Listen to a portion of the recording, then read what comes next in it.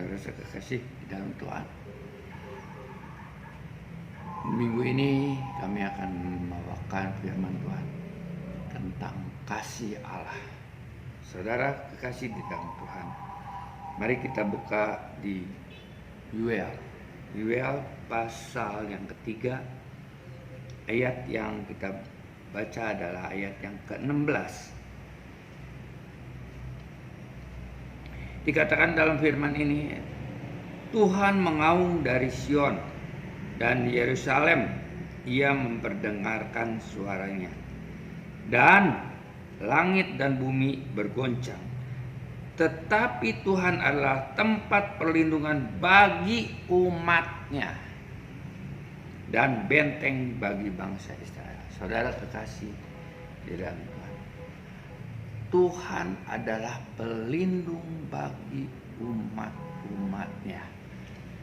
Kalau kita percaya kepada Yesus Kristus, Dia akan melindungi kita dari segala hal. Bencana alam, apapun yang terjadi, tetap Dia perlindungan. Di sini dikatakan Tuhan adalah tempat perlindungan bagi setiap umat-umatnya yang percaya. Saudara, di saat kita saat ini, kita akan lebih banyak di rumah.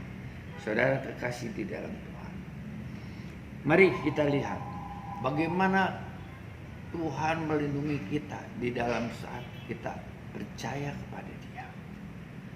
Kalau kita tidak percaya kepada Dia, maka perlindungan itu tidak akan terjadi. Saudara kekasih di dalam Tuhan, banyak orang yang percaya saja tapi tidak melakukan. Contohnya banyak, saudara. Begini cara. Kenapa? Siapa yang tidak percaya?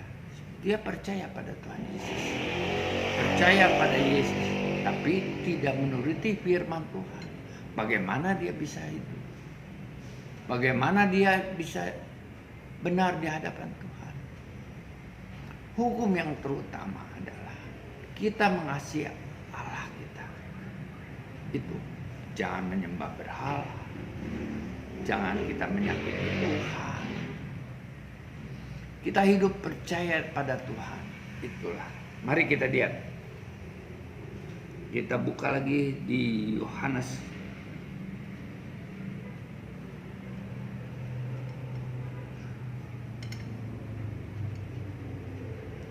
pasal 1. 1 Yohanes pasal 4. 1 Yohanes pasal 4.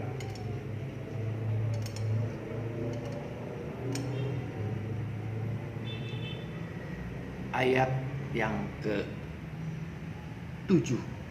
Saudara lihat. Allah adalah kasih. Saudara-saudaraku yang kekasih, marilah kita saling mengasihi. Saling mengasihi, itu yang Tuhan mau. Sebab kasih itu berasal dari Allah.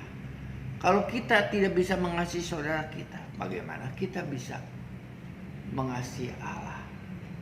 Yang kelihatan aja kita sudah benci. Bagaimana kita bisa mengasihi Allah yang gak kelihatan? Saudara kekasih dalam Tuhan, kadang-kadang saya berpikir, saudara, kasih itu mencakup segalanya.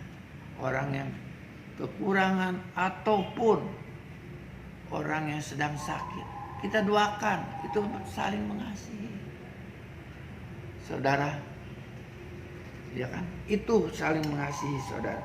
Kalau saudara tidak bisa mengasihi saudara sendiri, bagaimana kita bisa mengasihi Allah yang tidak kelihatan? Sedangkan kita di mata kita aja kita bisa lihat saudara kita menderita atau kita diam aja. Kita tidak pernah mau turun tangan, tidak mau membantu, tidak mau mengasihi mereka, menasihati mereka. Bagaimana? Apalagi Tuhan yang tidak kelihatan. Mungkin kita tidak pernah mengasihi Dia. Kita percaya pada Yesus, tapi kita tidak mengasihi Dia. Itu firman Tuhan yang mengatakan, kalau kita tidak bisa mengasihi sesama saudara kita, percuma saja kita percaya pada Yesus. Tidak ada gunanya. saudara.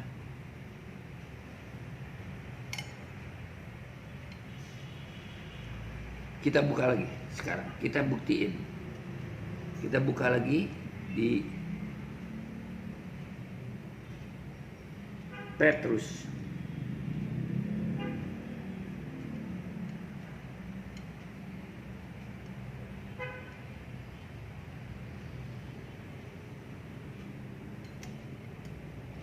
Satu Petrus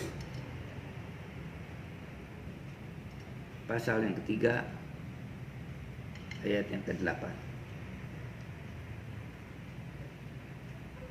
Saudara, kita lihat 1 Petrus pasal 3 ayat yang ke-8. Kasih dan damai, dan akhirnya hendaklah kamu seia sekata, seperasaan, mengasihi saudara-saudara, penyayang dan rendah hati, bukannya sombong, ya.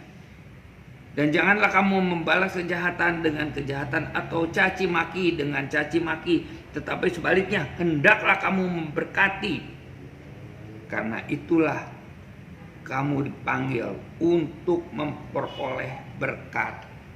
Amin. Untuk memperoleh berkat. Jadi kalau kita saling memberkati kepada orang, Tuhan Yesus memberkati saudara.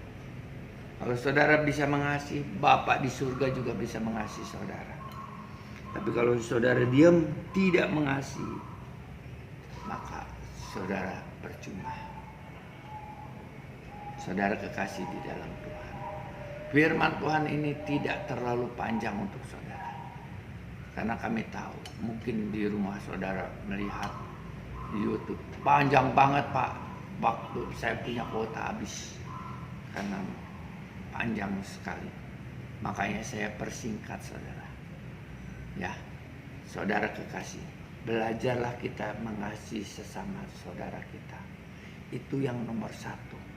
Kalau kita sudah bisa mengasihi saudara kita, berarti kita juga sudah bisa mengasihi Allah.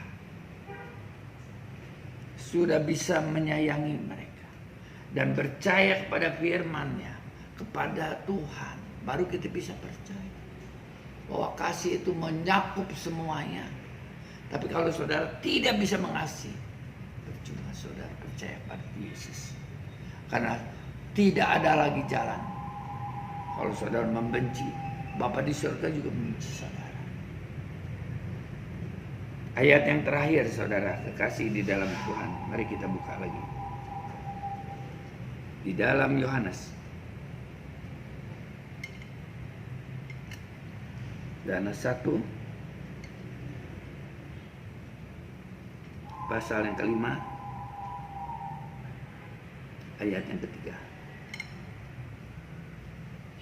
Sebab inilah kasih kepada Allah, yaitu bahwa kita menuruti perintah-perintahnya. Amin. Kalau kita menuruti perintah-perintah Allah, bahwa kita sudah belajar bisa mengasihi Tuhan Yesus. Amin. Perintah-perintahnya tidak berat, sebab semua yang lahir dari Allah mengalahkan dunia. Dan inilah kemenangan yang mengalahkan dunia, ialah iman kita. Siapa yang mengalahkan dunia selain daripada dia yang percaya bahwa Yesus adalah anak Allah. Amin. Itu saudara. Sekarang kita lihat. Sebab semua yang lahir dari Allah mengalahkan dunia. Kalau kita lahir dari Allah, kita percaya dengan Tuhan, berarti kita bisa mengalahkan dunia. Dan inilah kemenangan yang mengalahkan dunia ini, iman kita percaya kepada Yesus. Itu saudara, tidak ada yang lain. Saudara kekasih di dalam Tuhan, semuanya asal kita saling percaya dan saling mengasihi. Iman kita, maka iman kita akan tumbuh dan percaya kepada Yesus Kristus. Haleluya. Demikian firman Tuhan yang kami sampaikan pada minggu ini kepada saudara. Mari belajarlah kita saling mengasihi, mengontrol diri kita untuk tetap setia kepada Yesus Kristus, Allah kita yang kita sembah. Mari kita tundukkan. Sekarang mata kalaya sekiri bidina. Abada kai sekiri. Bapa yang di dalam surga, terima kasih kami sudah menyampaikan firman saat ini. Biarlah firman ini yang kami sampaikan melalui YouTube, mereka dapat mendengarkan firman ini dengan kasih karunia daripadamu. Terima kasih Engkau telah memakai mulut bibir hambamu untuk menyampaikan firman ini.